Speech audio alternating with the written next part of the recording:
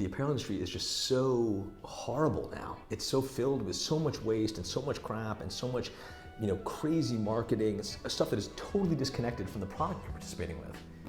And so, as you can sort of tell my body language, I've got a chip on my shoulder about it. Yeah. And with that chip comes this sense about, there's a little bit of a F off quality of that. Bayard Winthrop, I'm the founder and CEO of American Giant. Like it or not, when you enter into a category like apparel or sweatshirts, massive categories with the biggest bullies in the block kind of all around you, you sort of marinate in that idea of being a challenger brand, right? That whole idea about saying, you have to come in and be nimble and be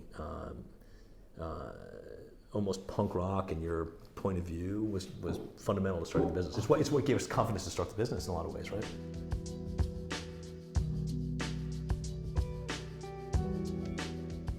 You and I grew up at a time where, or at least our parents anyway, had all of these institutional lash points, right? That there was the corporation that you worked for your entire life. There was Wall Street as sort of the center of capitalism. There was government that was basically out to help and be a source of good.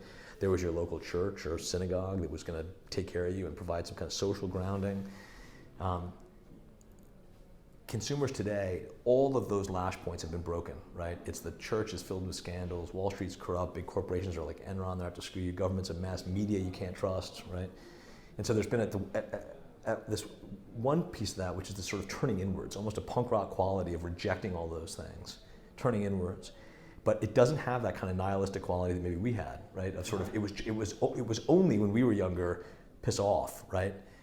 But this group of consumers, to your point, I think, there's this rejection of the status quo in the big, coupled with this sort of unbridled optimism and sense that I can go do that now.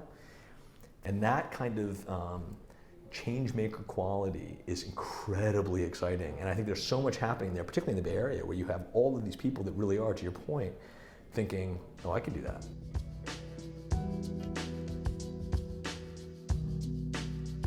I think this is the best time to be launching and starting brands that I've ever seen in my career. I think it is the golden age of both for the consumer and for brands. And I think that we're seeing this incredible moment, this sort of post-Amazon period where I think Amazon's going to suck up a huge part of the marketplace, but I think there are opportunities emerging everywhere for e-commerce business that I think is just fascinating. And I think that it's just such a great time to be getting after it right now.